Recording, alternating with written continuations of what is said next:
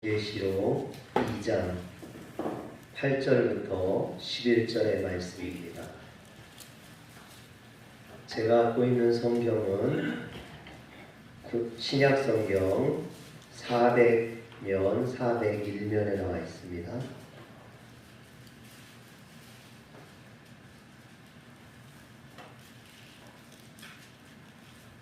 신약성경 400면 요한계시록 2장 8절부터 11절의 말씀입니다. 서머나 교회의 사자에게 편지하라. 처음이며 마지막이요 죽었다가 살아나신 이가 이르시되 내가 네 환난과 공기를 알거니와 실상은 내가 고용하는 자라. 자칭 유대인이라 하는 자들의 비방도 알거니와 실상은 유대인이 아니요 사탄의 마냥이라. 너는 장차 받을 고난을 두려워하지 말라. 볼지어다 마귀가 장차 너희 가운데에서 몇 사람을 옥에 던져 시험을 받게 하리니 너희가 10일 동안 환난을 받으리라. 내가 죽도록 충성하라. 그리하면 내가 생명의 관을 내게 주리라.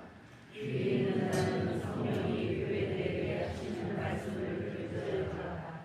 이기는 자는 불주의 사망의 대를 받지 아니하리라. 아멘. 말씀을 전할 때만 잠깐 마스크를 벗도록 하겠습니다. 최근 들어 코로나가 일일 확진자가 급격히 늘어나면서 연일 500명대 확진자가 나오고 있습니다. 지난 24일부터 2단계로 올라갔는데요. 다시 3단계로 격상해야 되는 거 아니냐라는 말이 나오고 있습니다. 이러다가 또다시 예배를 드리지 못하는 일이 벌어질까봐 심히 걱정되고 염려가 됩니다. 그래서 그런지 그 어느 때보다 오늘 이 예배가 더 소중하고 귀하게 느껴집니다. 사랑하는 성도 여러분, 예배를 귀하게 여기시고 정성을 다해서 드리시길 주의 이름으로 축원합니다. 하나님의 은혜가 예배를 사모하는 자들에게 임합니다. 오늘 우리 이 예배 가운데 하나님의 은혜가 충만히 임하길 주의 이름으로 축원합니다. 요한계시록 2장과 3장에는요 소아시아 7교회를 향한 주님의 메시지가 담겨져 있습니다. 그런데 이 7교회 중에서 주님께 책망을 듣지 아니하고 칭찬만 받은 교회가 2교회가 나옵니다. 하나는 서모나 교회이고 하나는 빌라델피아 교회입니다. 오늘은 그 중에서 서모나 교회를 통해서 우리가 함께 은혜를 나누고자 합니다. 이처럼 서모나 교회는 주님께 칭찬만 받은 영적으로 보면 참으로 부러움의 대상이 될 만한 그런 교회입니다. 그러나 세상적으로 보면 이 서모나 교회는 말로 다 할 수 없는 고난을 받고 박해를 받았던 교회입니다. 당시 서모나가 자리 잡고 있던 이 서모나 지역은 에베소, 버가모와 더불어 로마의 송령 중에 가장 큰 도시들 중에 하나였습니다. 게다가 서모나는 항구 도시로 해상무역이 활발해서 경제적으로도 매우 부유한 도시였습니다. 또한 로마 역사가 키케로의 글에 보면 서모나는 우리 동맹 중에 가장 신실한 동맹이다 말할 정도로 당시 로마 정부에 충성을 다하는 그런 곳이었습니다. 그래서 서모나는 로마 정부의 세금과 조공을 바치고 황제 숭배에 적극적으로 동참했어요. 그런데 이것이 오히려 그리스도인들에게 핍박이 되는 원인이 되었습니다. 그리스도인들이 신실하고 진실하고 또 사회를 위해 공익을 위해 힘쓰지만 신앙에 있어서는 절대로 타협할 수 없는 부분이 있습니다. 여러분, 유일하신 하나님을 믿는 우리에게 황제를 섬기라 한다거나 예배를 드리지 말라 하면 그것은 신앙인들에게 도전이 될 수밖에 없는 거죠. 오늘 이 서문학교에도 마찬가지입니다. 하나님을 믿는 이들에게 황제를 숭배하라고 하니 그들이 도저히 용납할 수 없었던 신앙의 문제였던 거죠. 이것으로 인해서 이 서머나 교회 그리스도인들에게 핍박이 가해졌습니다. 어떻게 보면 이 서머나 정부에서 봤을 때 기독교인들은 황제 숭배를 거부하는 정부의 정책에 협조하지 않는 그런 반동분자처럼 그렇게 보였던 것입니다. 그래서 황제를 숭배하지 않는 기독교인들에게 벌금을 가하고 재산을 몰수하고 잡아가 고문을 가하는 그런 일들이 벌어지게 된 겁니다. 그래서 그리스도인들이 이 부유한 도시에서 홀로 어렵고 괴로운 삶을 살 수밖에 없었다라는 거죠. 오늘 말씀에 보면 2장 9절에 보면 주님은 내가 내 환난과 궁핍을 알거니와 라고 말씀하셨습니다. 여기에서 환난이 헬라어로 들립신이라는 말인데 큰 바위에 짓눌리다 또는 압박받다, 박해받다 라는 뜻입니다. 여러분, 큰 바위가 나를 누르고 있다고 생각을 해보세요. 서머나 교회 성도들이 받았던 핍박과 고난은 마치 그와 같은 힘들고 어려운 그런 고난이었다라는 것입니다. 사랑하는 성도 여러분, 다른 사람들은 우상 숭배를 하면서도 잘 먹고 잘 사는데 나는 예수를 믿는다는 이유 하나만으로 이처럼 고통을 당하고 어려움을 당한다면 여러분 어떻겠습니까? 불평이 나오거나 원망이 나오지 않겠습니까? 그런데 서머나교회 성도들은 이런 어려움과 고난을 당하면서도 불평하지 않고 원망하지 않았다라는 것입니다. 그래서 주님께 책망받지 않고 칭찬만 받을 수 있었던 거죠. 여러분, 저는요 이 서머나교회를 보면서 감동을 받았어요. 도전을 받았습니다. 그리고 이들이 이렇게 어려운 가운데도 견딜 수 있었던 건 어떤 은혜가 있었던 거 아닌가? 영적인 체험이 있었던 거 아닌가? 그래서 제가 성경을 찾아봤습니다. 그리고 말씀을 보다 보니까 두 가지 하나님의 영적인 은혜가 그들에게 임했던 것을 발견했어요. 첫 번째는 뭐냐면 주님의 위로하심입니다. 2장 9절을 다시 보면요, 내가 내 환난과 궁핍을 알거니와 그랬습니다. 여기에서 알다라는 말은요 단순히 지식적으로 아는 알미나 경험적으로 아는 알을 이야기하는 것이 아니라 직관적인 지식을 의미합니다. 헬라어로 에이도예요. 에이도. 이것은 신적인 권능으로 아는 알을 이야기합니다. 직관적인 지식이라는 것이요 정확하고도 주도면밀한 신적인 통찰력을 의미합니다. 즉 십자가에서 죽음의 고통을 몸소 체험하셨던 주님은 이 극도로 궁핍한 생활과 극심한 박해와 고통 중에 있는 이 서머나 교회 성도들의 생활을 지식적으로 아는 것이 아니라 전인격적으로 알고 계시다라고 말씀하시는 겁니다. 여러분, 하나님께서 그들의 고난과 아픔을 아시고 함께 하신다고 말씀하시니 이 말씀이 서머나교회 성도들에게 위로가 되지 않겠습니까? 제가 온양에서 첫 목회를 나갔을 때 할머니 세 분이 계시다가 한 달 지나니까 한 분 돌아가시고 한 달 지나니까 또 한 분 돌아가시고 한 분으로 그 산속의 공동묘지 가운데 있는 교회에서 시작을 했습니다. 여러분, 그래서 아무튼 낙심이 될 수 있었지만 열심히 했어요. 정말 열심히 전도하고 그래서요. 한 명이 두 명이 되는데요. 1년이 걸렸어요. 2명이 또 4명이 되고 4명이 또 8명이 되고 8명이 또 12명이 되고 여러분, 그래서 한 4, 5년 목회를 하니까 한 10대분이 교회를 나오시게 됐는데 그때 이제 시내에 있던 큰 교회에서 문제가 생겨서 성도들이 흩어졌어요. 일부가 흩어졌는데 그 중에 젊은 가정 3가정이 제가 있던 그 시골 교회로 나온 거예요. 여러분, 생각을 해보세요. 한 번에 10명이 나온 거예요. 10명이. 그것도 할머니들만 있고 다 찢어지게 가난하고 어려운 성도들만 있다가 갑자기 젊은 성도들 10명이 나온 거예요. 여러분, 그러니 얼마나 신이 나겠어요. 예배당이 꽉 찬 것 같아요.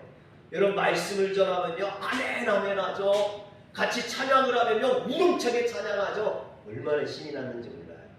그런데 이분들이 등록을 안 하는 거예요.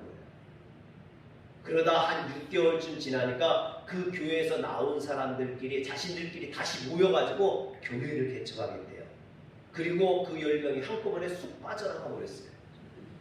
아예 없을 때는 몰랐는데 한 10명 젊은 사람들이 있다가 싹 빠져나가니까요 허전한 거예요.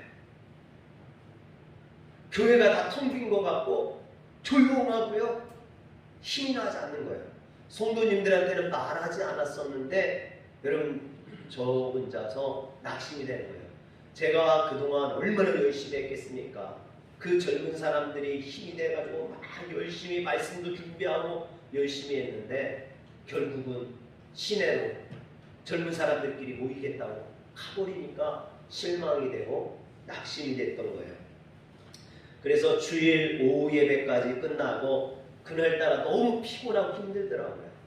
그래서 일찍 쉬려고 주택에 들어가서 있는데 갑자기 밖에서 권사님 부부가 부르는 거예요. 그래서 집에 간 줄 알았는데 안 가시고 부르길래 무슨 일이세요? 물어봤더니 자기네가 차를 새로 샀는데 시승식을 안 했다는 거예요.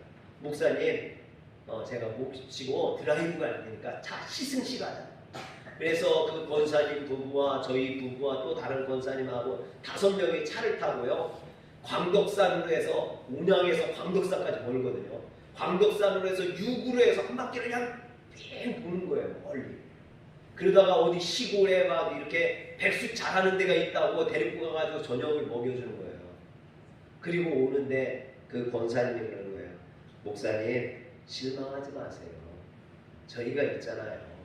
저희가 더 열심히 할 테니까 힘내세요. 여러분 그 말 하는데 감동이 되는 거예요. 감동.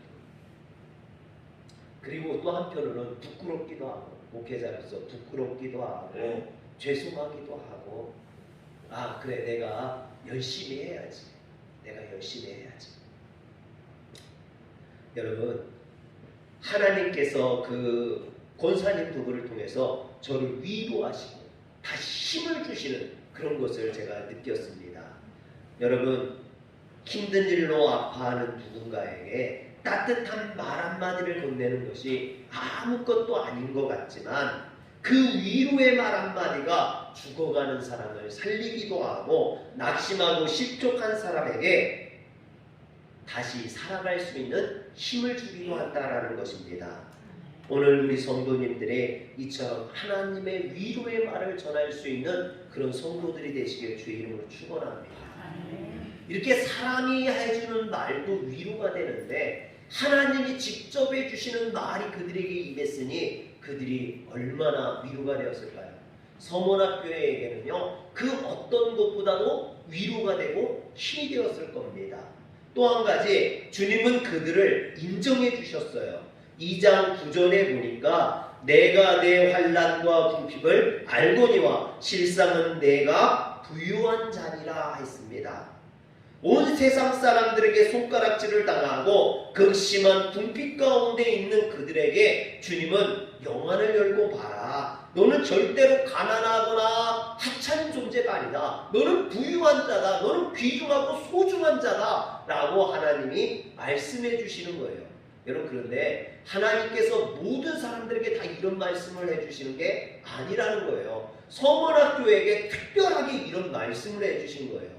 왠지 아십니까? 여러분 주님께서 똑같은 라오디아 교회를 향해서는요 이것과 정반대의 말씀을 해주셨어요. 3장 17절을 보여주세요.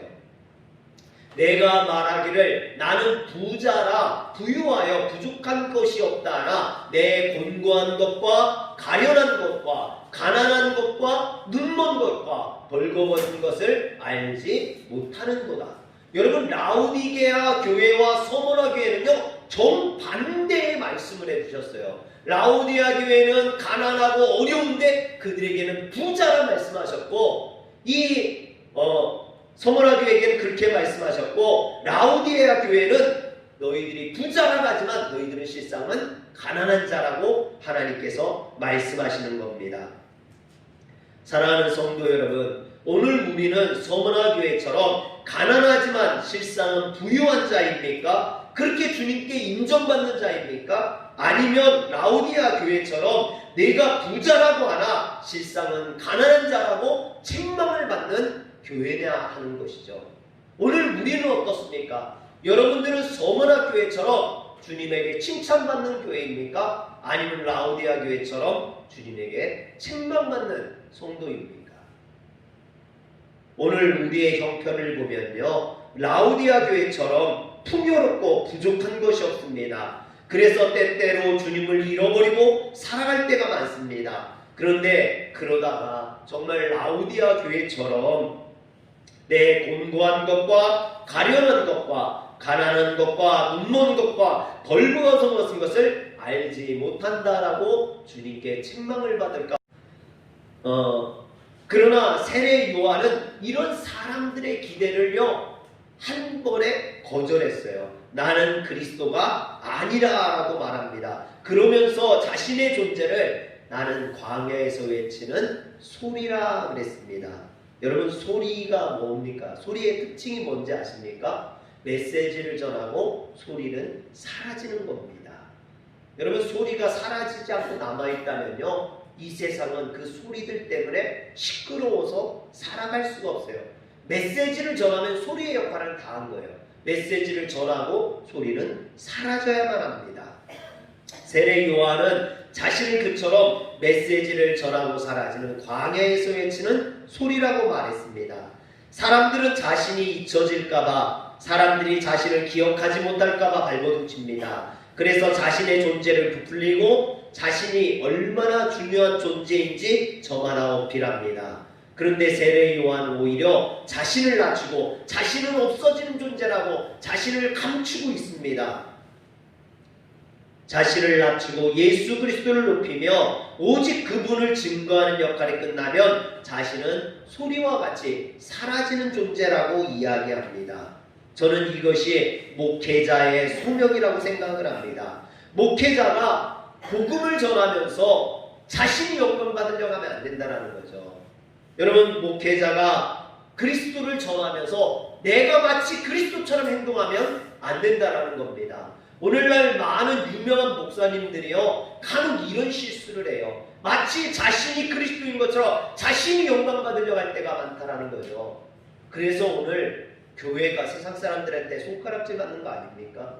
여러분, 목회자가 광야에서 없어지는 소리가 돼야 되지, 그들이 영광 받으려고 하고 부귀와 영화를 누리려고 하면 교회가 잘못될 수밖에 없다라는 것입니다. 진정한 목회자는 그래서 세례 요한처럼 광야에서 외치는 소리가 되어야 됩니다. 저는 그래서 이 세례 요한을 닮기를 소망합니다. 여기 있는 저는요, 오늘 말씀을 전하면서 이 말씀이 여러분들에게 들어가기를 원하지, 여러분들에게 제가 어떤 영광 받기를 원치 않습니다. 저는 사라지고 하나님의 말씀만이 살아있기를 주의 이름으로 축원합니다. 요한계시록 2장과 3장의 7교회를 향한 주님의 메시지가 나오죠. 근데 그 주님의 메시지가 각 교회마다 자신을 나타내는데 자신의 어떤 정체성을 다르게 표현을 합니다. 오늘 서머나 교회를 향해서는 주님께서 자신을 뭐라고 말씀하시냐면 처음이며 마지막이요 죽었다가 살아나신이라고 8절에 이야기합니다. 그런데 여기서 저는 두 가지 강조점을 발견하게 됩니다. 첫 번째는 뭐냐면요, 역사를 주관하시는 분은 하나님이시라는 것을 강조하고 있죠. 두 번째는 사망 권세를 이기신 하나님의 능력을 강조하고 있습니다. 하나님은 극심한 고통 중에 있는 서머나 교회에게 이와 같이 자신을 나타내 보여주신 겁니다. 자신을 처음이며 마지막이요 죽었다가 살아나시리로 말씀하시면서 그들에게 힘을 주시고 계신 거죠. 즉 나는 역사를 주관하고 생명을 주관하고 사망 권세를 깨뜨리는 자이며 죽음으로 끝나지 않고 부활하신 하나님이라는 겁니다. 그러니 육신의 죽음이나 육신의 고통을 핍박을 두려워하지 말라라는 것입니다.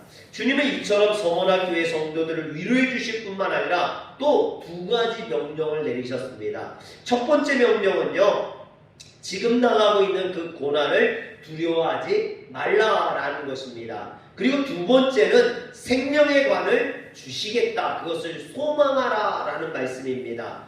여러분 2장 10절을 한번 보세요. 2장 10절에 보면 너는 장차 받을 고난을 두려워하지 말라 그랬습니다. 볼지어다 마귀가 장차 너희 가운데 몇 사람을 옥에 던져 시험을 받게 하리니 너희가 10일 동안 환난을 받으리라. 내가 죽도록 충성하라. 그리하면 내가 생명의 관을 내게 주리라 그랬습니다. 여기서 생명의 관이라는 것은요, 영생을 의미합니다.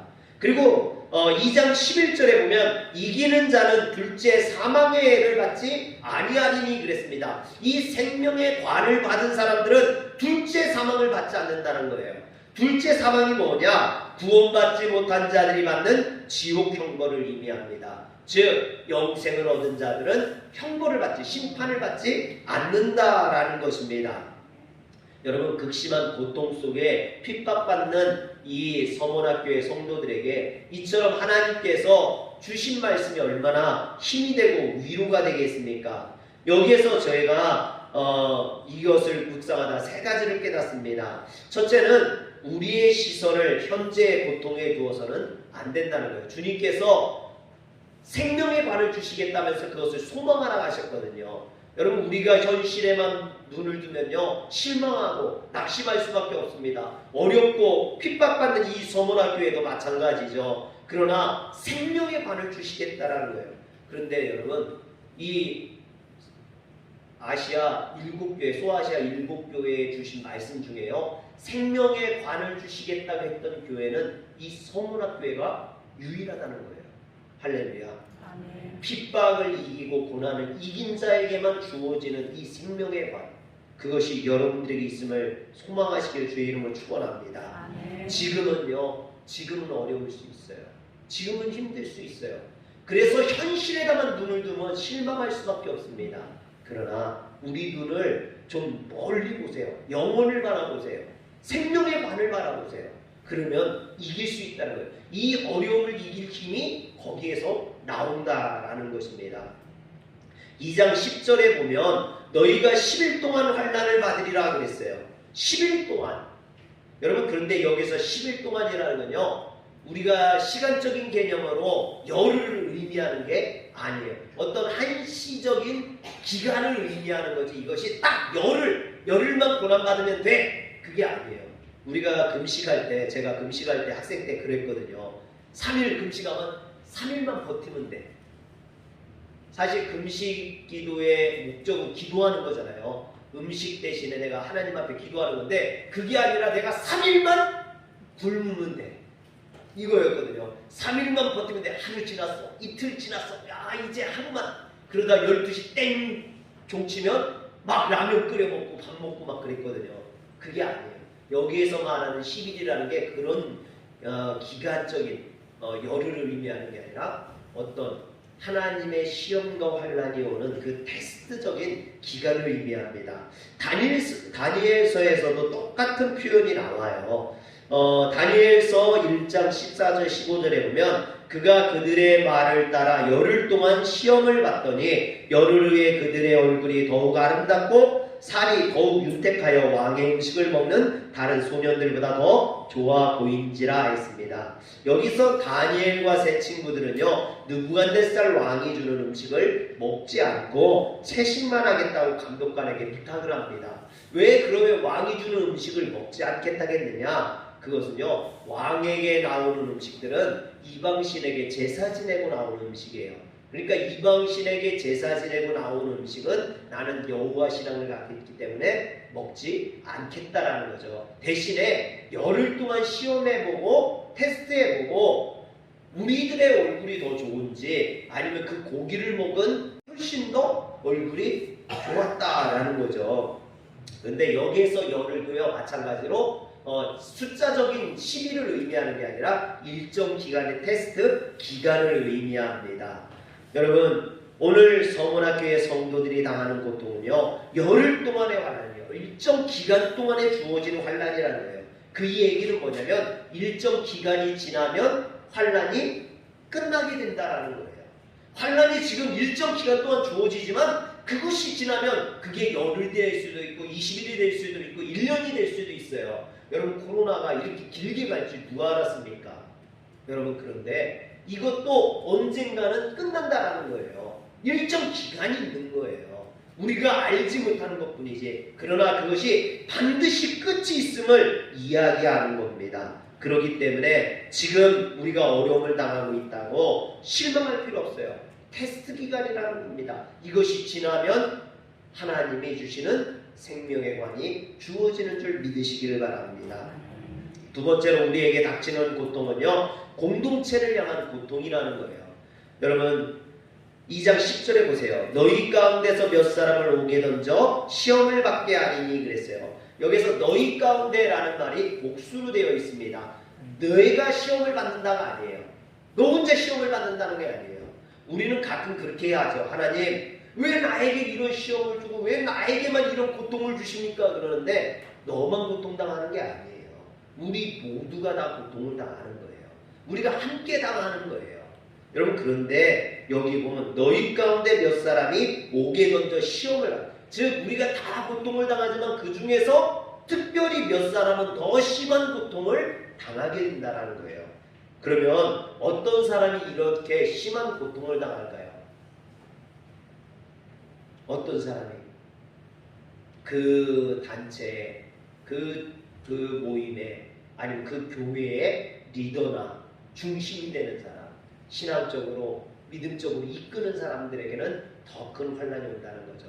사단은요, 개인적인 시험도 주지만요, 대부분 말세 때는요, 공동체를 향한 시험을 준다는 거예요. 환난을 가져온다는 거죠. 교회를 위한 핍박, 개인적인 핍박은 이제 지나갔어요. 제가 어렸을 때만 해도 신앙생활을 하려면 개인적인 핍박이 주어졌어요. 그러나 지금은 그런 개인적인 핍박보다는요, 교회를 향한 공동체적인 핍박이 가해져요. 그런데 그 공동체 중에서도 누가 심하게 핍박을 받느냐? 목회자나 장로나 또는 각 회장님들이나 속장님들이나 이런 리더자들에 대한 핍박이 가해진다라는 겁니다. 그렇기 때문에 우리는요, 내가 어려움을 당하고 있지만 그들을 위해서 기도할 수 있어야 돼요. 교회 지도자를 위해서, 또 교회의 어른들을 위해서, 리더자들을 위해서 우리가 기도하고 중보하고 그들을 위로할 수 있어야 될 줄 믿으시길 바랍니다. 세 번째로, 우리의 고통이 하나님의 살아계심을 증거하는 도구가 되어야 됩니다. 창세기 22장에 보면 아브라함이 그의 독자 이삭을 하나님이 바치라, 그래서 바치는 장면이 나와요. 그런데 유대인의 랍비들이 전하는 미드라시에 보면 여기에 얽힌 한 가지 이야기를 전해줍니다.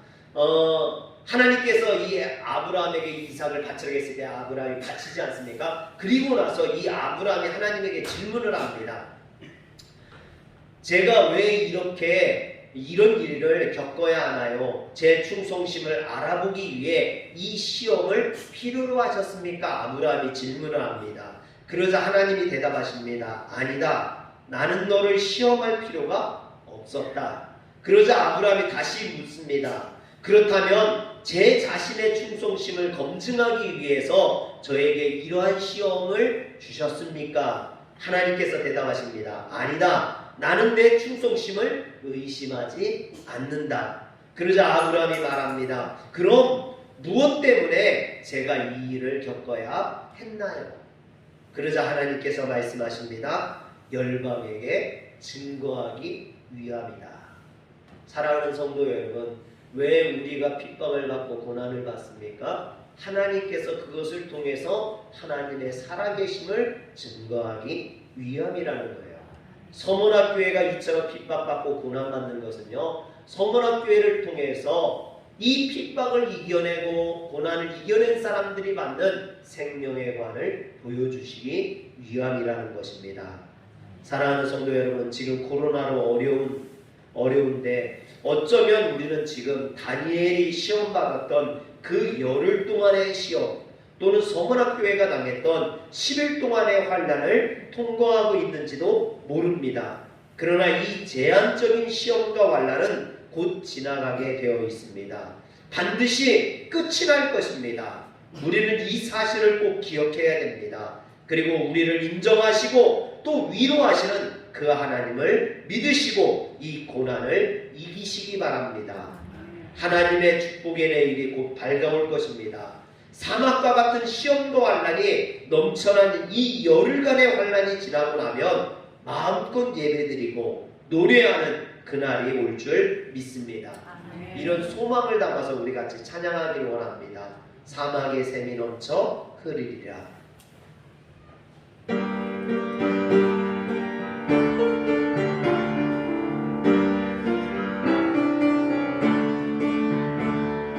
사막의 샘이 넘쳐 흐르리라. 사막에 꽃이 피어 향내리라. 주님이 다스릴 그 나라가 되면은 사막이 꽃동산 내리.